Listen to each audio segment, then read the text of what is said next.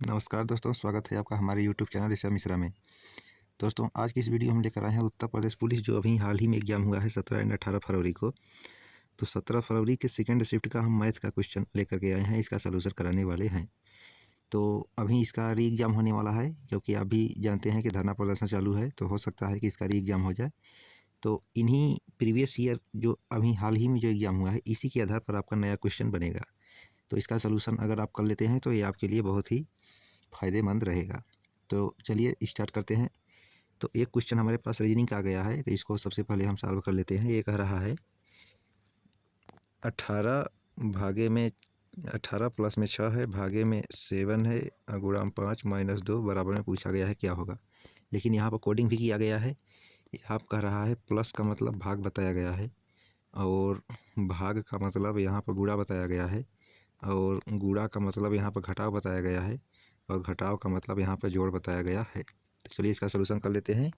ये हो जाएगा 18, और प्लस का मतलब भाग है तो भागे में हो जाएगा 6, और फिर भाग का मतलब गुणा है तो गुणा में हो जाएगा 7, और भाग का मतलब गुणा है, और गुणा का अर्थ घटाव है तो घटाव में हो जाएगा 5, और फिर घटाव का अर्थ प्लस है तो प्लस में हो जाएगा 2, बराबर में क्या होगा, यही पूछा गया है। तो कुछ नहीं करना है, 18 में 6 का भाग देंगे, ये हो जाएगा 3 बार, 7 में 3 का गुणा कर देंगे, ये हो जाएगा 21, माइनस में 5, प्लस में 2।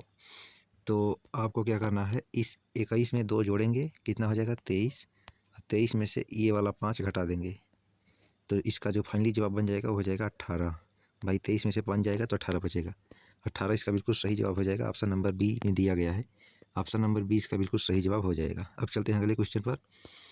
ये समांतर श्रेणी का क्वेश्चन है, कह रहा है 14, 10, 6, 2 नेक्स्ट पूछा गया है, इसका 14वां पद क्या होगा।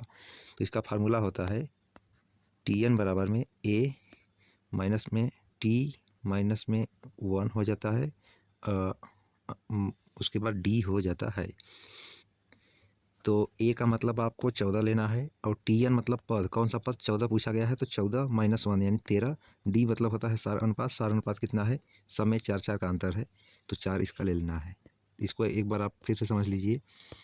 सबसे पहले हमको लेना है a बराबर होता है पहला पद कितना है 14, उसके बाद हमको लेना है d मतलब होता है डिफरेंस, डिफरेंस कितना का है, सब में 4 4 का डिफरेंस है, तो d ले लेना है हमको 4। उसके बाद हमको लेना है Tn, तो Tn क्या होता है, जो पद पूछा गया है वही पद होता है, यहाँ पूछा गया है 14वां पद, तो Tn बराबर हो जाएगा 14। ये हो गया। अब इसका एक फार्मूला होता है, इसी फार्मूले को आपको हम बता रहे थे। इसका फार्मूला ये होता है, कहता है ये Tn, उसके बाद कहता है a, फिर कहता है जितना पद, जैसे Tn मतलब 14 पद, तो 14 में से 1 कम कर देना है, यानी कि t माइनस में 1 कर देना है, और उसके बाद d कर देना है डिफरेंस। यही इसका फार्मूला होता है। चलिए इसको सॉल्व कर लेते हैं। तो सबसे पहले हम a का मान रखेंगे, ये हो जाएगा 14, उसके बाद लिखेंगे 14, 14 में से अब हमको लेना है Tn माइनस में 1, यानी कि 14वां पद पूछा गया है तो 14 में से 1 कम कर देना है, इतना कितना हो जाएगा 13, तो इस बॉक्स में हमको लेना है 13, उसके बाद बॉक्स कर देना है बंद, उसके बाद माइनस में डी ले लेना है। डी का मतलब होता है डिफरेंस, डिफरेंस सब में 4 4 का है। भाई 14 से 10 हुआ, 10 से 6, 6 से 4, सब में 4 का डिफरेंस है, तो हमको 4 ले लेना है यहाँ पर। ठीक, अब क्या करना है, इस 13 में 4 का गुणा कर देंगे तो ये हो जाएगा 52, और माइनस में, क्योंकि यहाँ पर सब में 4 कम हो रहा है ना, अब 2 में से अगर आप 4 घटाएंगे तो माइनस में आपका उत्तर आएगा ना, तो इसलिए ये वाला जो हमारा डिफरेंस है ये सब माइनस का है, तो जब -4 में 13 गुणा करेंगे -52 हो जाएगा। अब इसी 14 में से -52 घटाएंगे तो जो आपका जवाब बनेगा, भाई 12 में से 4 जाएगा तो 8 बचेगा, हो जाएगा 4, 4 में से 1 जाएगा तो 3 बचेगा, माइनस में 38 इसका जवाब बनेगा। ऑप्शन नंबर बी इसका बिल्कुल सही जवाब हो जाएगा। कुछ नहीं करना है, बस फार्मूला आपका याद होना चाहिए। Tn, उसके बाद a, ये हो गया, उसके बाद Tn माइनस 1, ये हो जाएगा, उसके बाद d, बस यही फार्मूला है। आपको एक बार फिर से समझा देते हैं।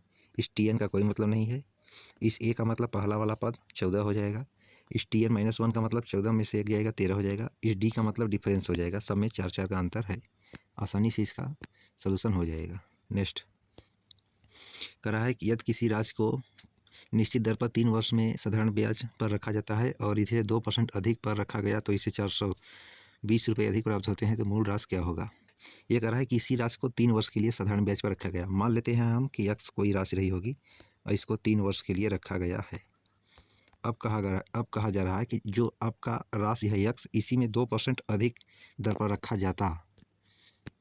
जो हमने राशि माना है यक्स, इसको कह रहा है कि इसको 2% अधिक पर रखा जाता तो 420 रुपया अधिक प्राप्त होता है। यहाँ पर देखिए 2% अधिक पर रखा जाता तो 420 रुपया प्राप्त होता।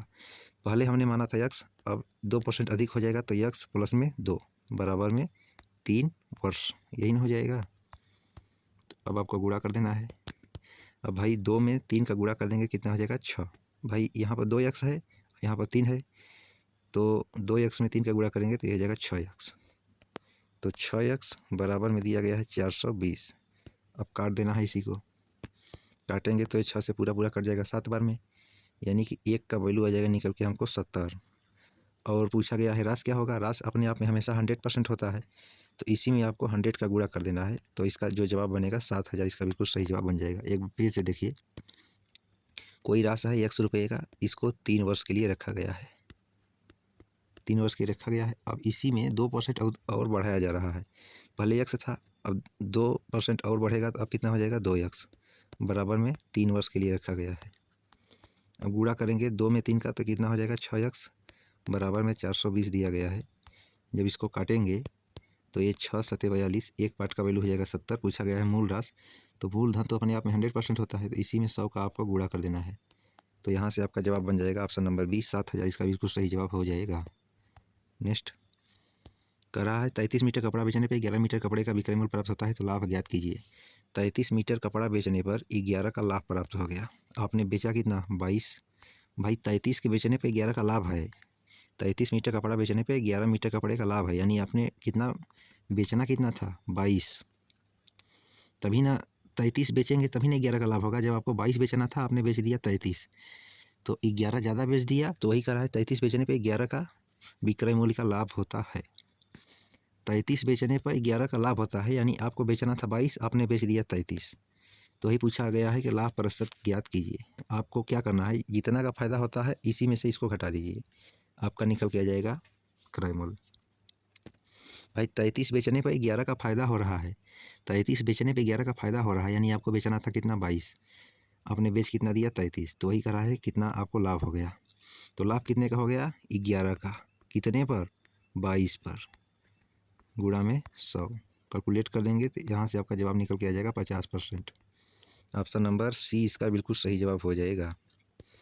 एक बार फिर से देखिए, 33 मीटर कपड़ा बेचने पर 11 मीटर का लाभ हो रहा है, यानी इसी 33 में से 11 को घटाइए, कितना हो जाएगा 22।